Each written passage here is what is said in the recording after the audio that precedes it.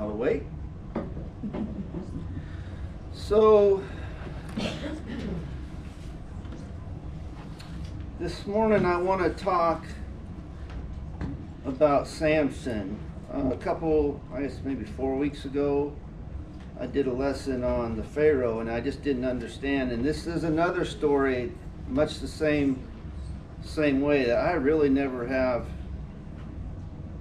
I struggle with it. It just doesn't make any sense to me. But regardless, Samson was a man that God chose, and so there's some lessons for us in that.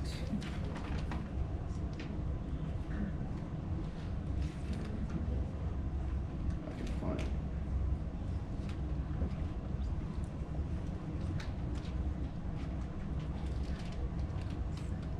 So we know that all throughout the history of the Bible, all throughout the history of God's people dealing with the Israelites, that they struggled. They would go back and forth between obedience. They would go and then they would be disobedient. They would travel after the people, or they would run after the people of the land and their gods, and then God would bring someone to enslave them. They would cry out in their laments, and then God would bring someone to save them. And so that's really what Judges is all about. Stories of God raising up men and women who would save their people, and that's exactly what Samson is. Judges 13, chapter 1, it reads like this. Again, the Israelites did evil in the eyes of the Lord. This is what I was just talking about. So the Lord delivered them into the hands of the Philistines for 40 years.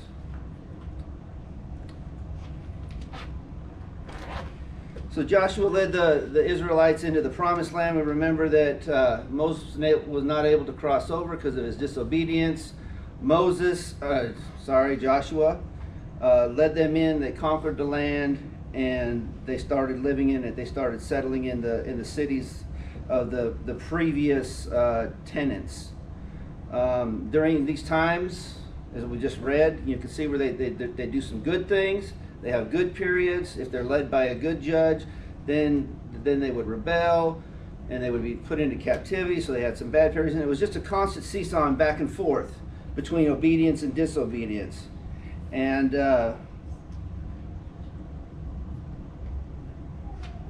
this is the background against which the story of Samson is told.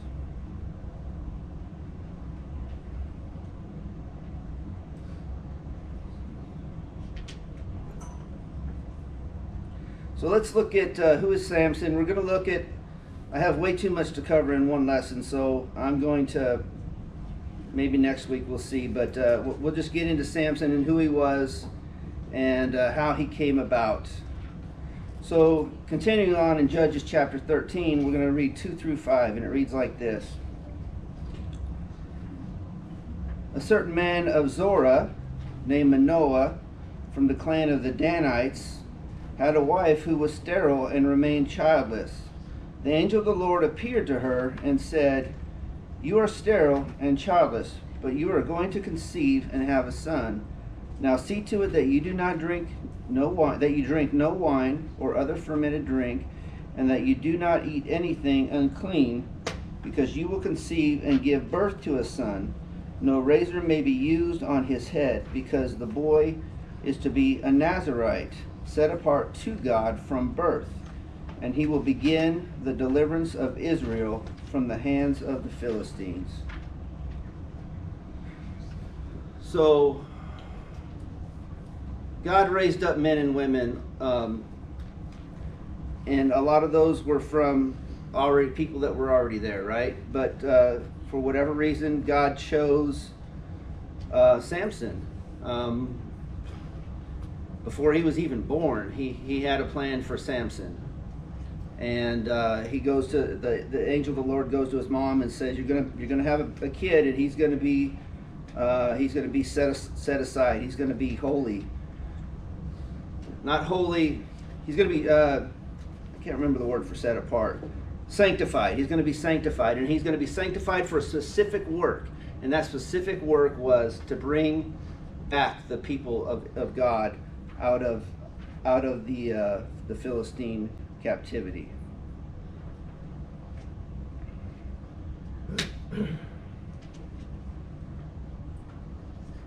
So the law as it pertains to the Nazirite is found in Numbers chapter 6. Normally you could become a Nazirite if you made a special pledge or a special agreement, as it were, with God, and you could become specifically dedicated to God, and you could also renounce that, but you had to go, Number 6 delineates all of the stuff that you had to do to either become one or to renounce that, and then you could obviously take that back up at a later date if you felt like you wanted to do that. But the situation with Samson is a little bit different, because he was chosen by God before his foundation in his mother's womb, and he was set aside and holy for that purpose. So let's go ahead and read. We're not going to read the whole of Numbers, but we'll read the first 6 verses. Numbers chapter 6, verses 1 through 6. And it reads like this. The Lord said to Moses, "Speak to the Israelites and say to them, if a man or a woman wants to make a special vow, a vow of dedication to the Lord as a Nazirite, they must abstain from wine, and other fermented drink, and must not drink vinegar made from wine or other fermented drink. They must not drink grape juice or eat grapes or raisins. As long as they remain under their Nazirite vow, they must not eat anything that comes from the grapevine, nor even the seeds or skins." Verse 5, "During the entire period of their Nazirite vow, no razor may be used on their head. They must be godly until the period of their dedication to the Lord is over.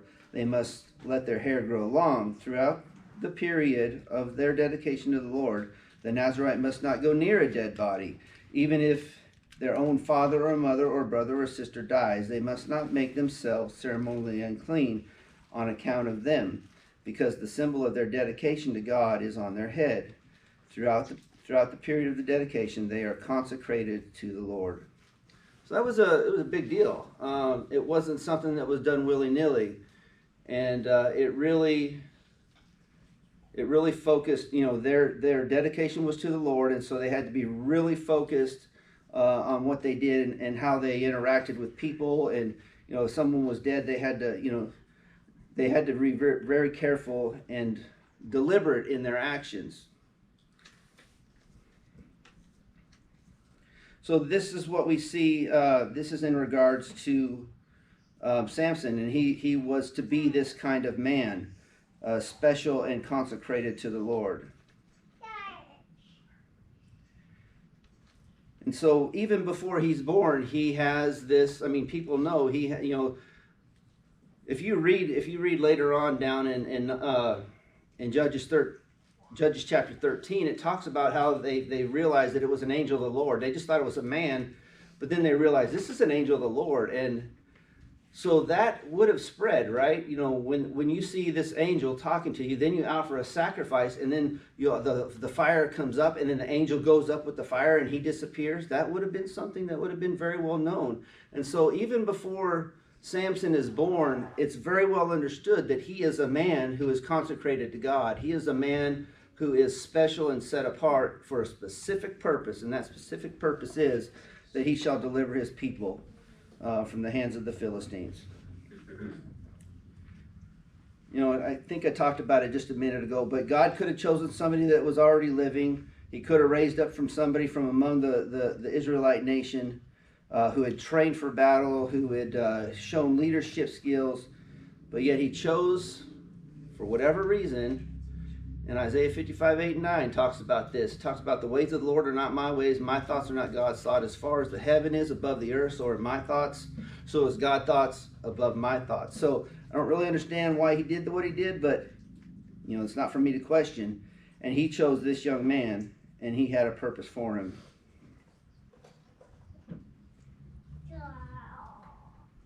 Sweet Jesus.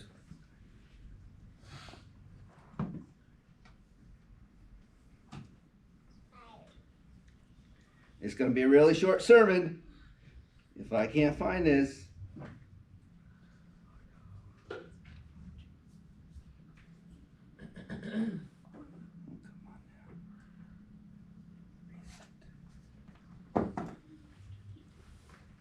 All right. Thank you, Jesus. So,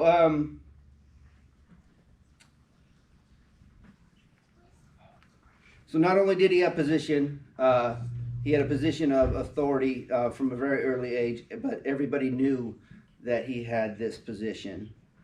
So Samson, from a very early age, he had position. He also had, he was also given great gifts.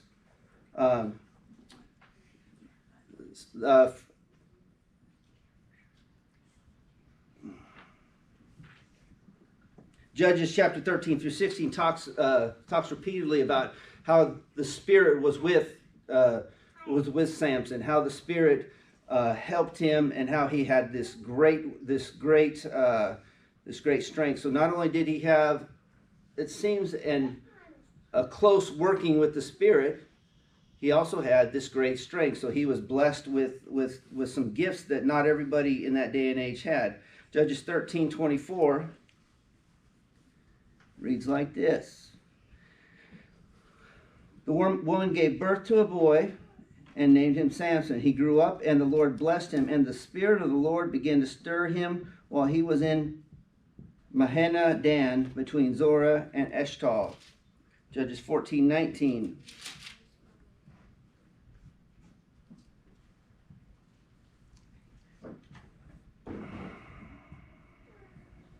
19. Then the Spirit of the Lord came upon him in power. He went down to Ashkelon and struck down 30 men.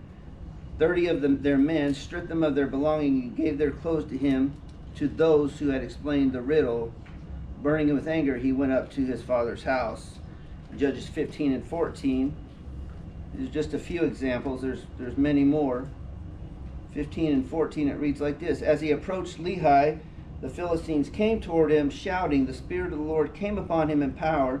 The ropes on his arms became like charred flax, and the bindings dropped from his hands. And then it goes on to tell how he slayed all those men that were coming up towards him. So the Spirit was with him in a powerful way.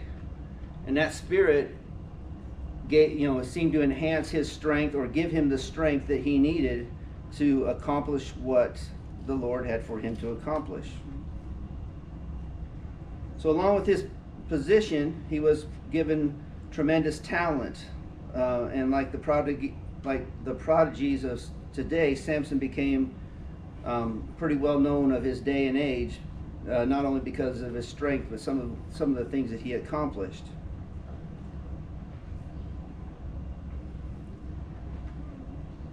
So not only was he blessed by God and called out by God, so he had the position that he had, not only was he given gifts that allowed him to accomplish his task, Samson was also given an opportunity. Some people may have talent, but they never get a chance to show that talent. And the scene that Samson was born into was ripe with opportunity for him to shine. Samson was thrust onto the scene at the right time.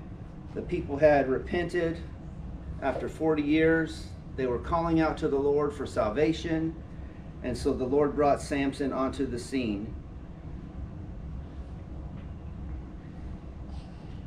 And so against this backdrop, we see this baby that was God ordained and we see this baby who had come and was to bring about the salvation of his people.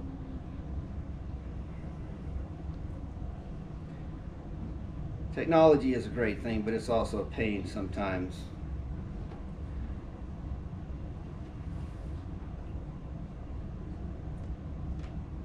The Bible says that Samson was a recognized judge. He was a leader among his people for 20 years.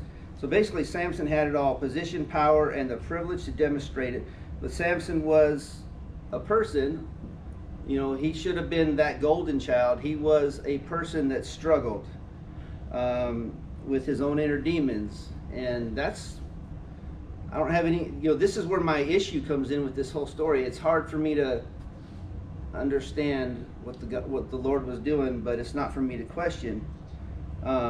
Samson had his struggles. We know this story, and it was against that backdrop that we see the story play out.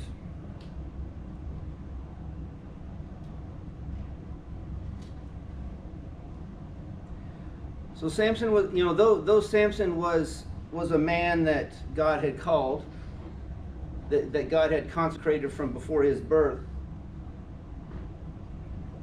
he was a man. He was no different than you and I. He struggled with a lot of the things that we struggle with. And it's against that backdrop that we see the story play out. We all know that he struggled with his impulsive behavior, and I want to take a look at that. We see this pattern repeat itself multiple times.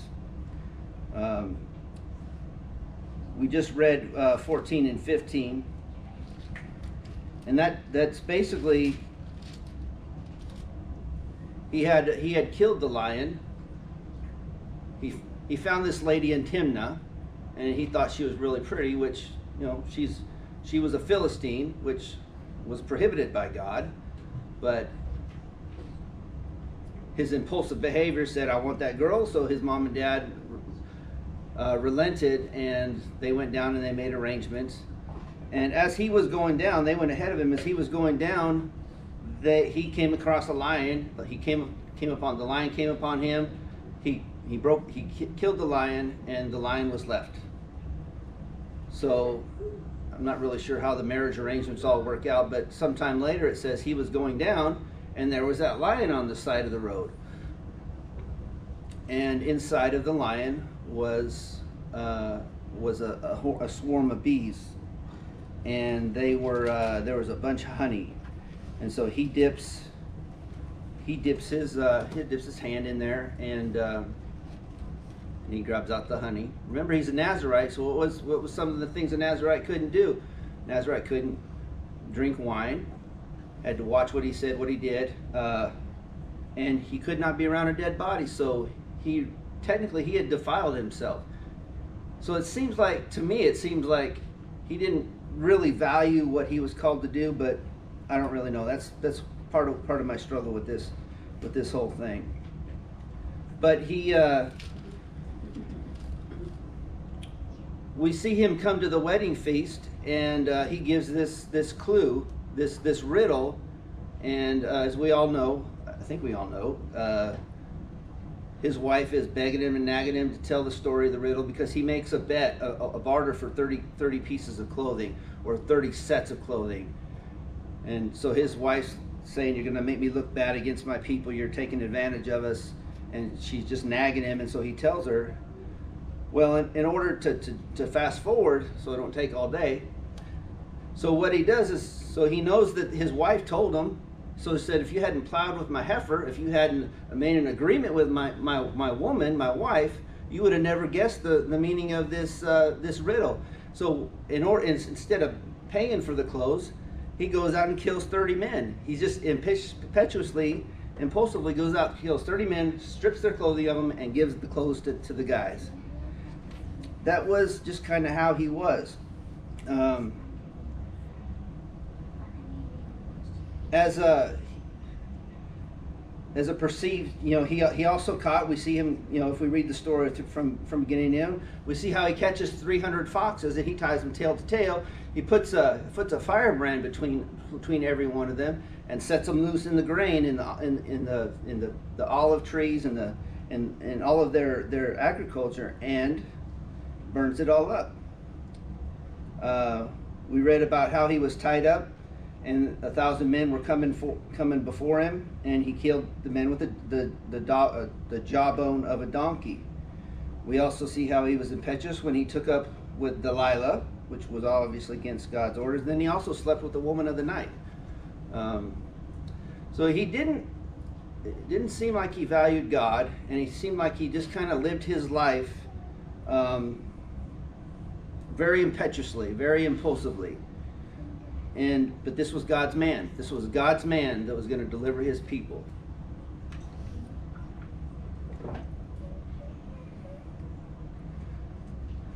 Among his issues, he struggled with the lust of the flesh. This is something that has been struggled with from the inception of time. He was a strong man and the leader of his people, but he couldn't control his own sexual impulses. The writer tells us of two occasions where this lust got him into trouble. 14:2, Judges chapter 14, verse 2.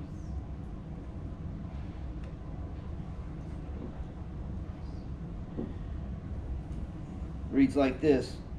When he returned, he said to his father and mother, I have seen a Philistine woman in Timnah. Now get her for me as my wife. So he sees this woman, this beautiful probably. He automatically decides that he wants her, regardless of what his mother and father think, regardless of what God thinks. He says, I want her, I need her. And so then they go ahead and get her, and then that sets into a chain of events, some of which we've already talked about. So very impetuous and very much driven by the flesh. Chapter 16:1. One day Samson went to Gaza, where he saw a woman of the night. He went in to spend the night with her, and then that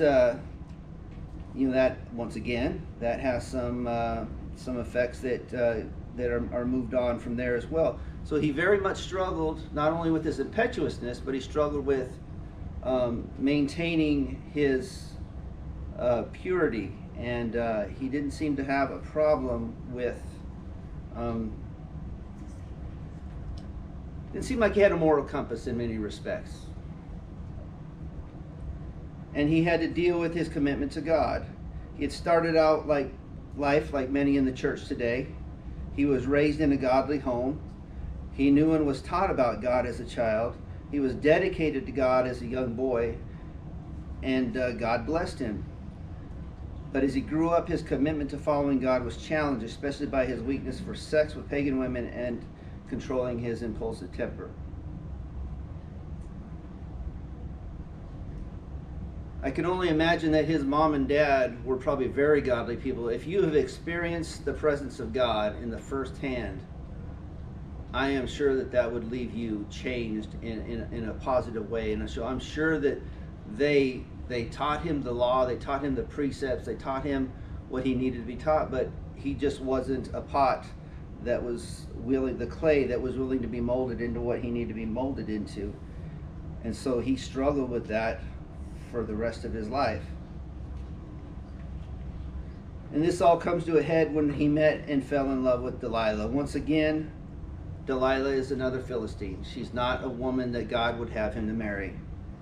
A pagan woman who not only seduced him, but talked him into breaking his commitment with God and revealing the secret of his strength, that his vow before God to be dedicated to him, and the vow and the sign of that vow was his long hair. So we all remember how that he's playing cat and mouse with her. He's a little arrogant. I think he's a little conceited.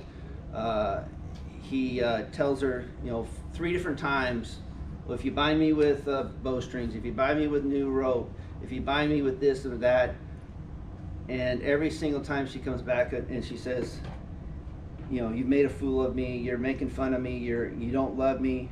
And so after incessant nagging on the part of his wife, or part of this woman, he gives in and says, well, if you cut my hair, I don't really understand what he was thinking. I mean, she's already showed him 3 times she's gonna take him down. Well, whatever. That could be his arrogance, it could be his impulsiveness. But anyways, we know that she does eventually cut his hair. They come in, they take him, and they poke his eyes out. They captivate him, and they make him go and push the the mill wheel around like an oxen.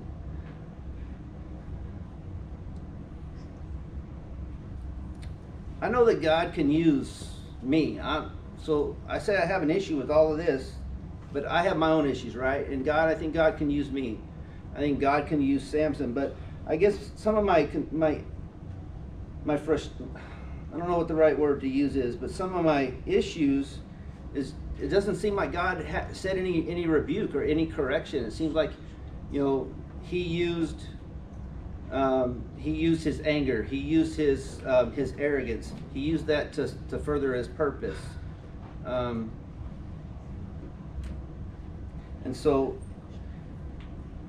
I guess that's kind of where some of my issue comes from. I know that we're all men and women who are weak. We all struggle with our arrogance at times, our pride.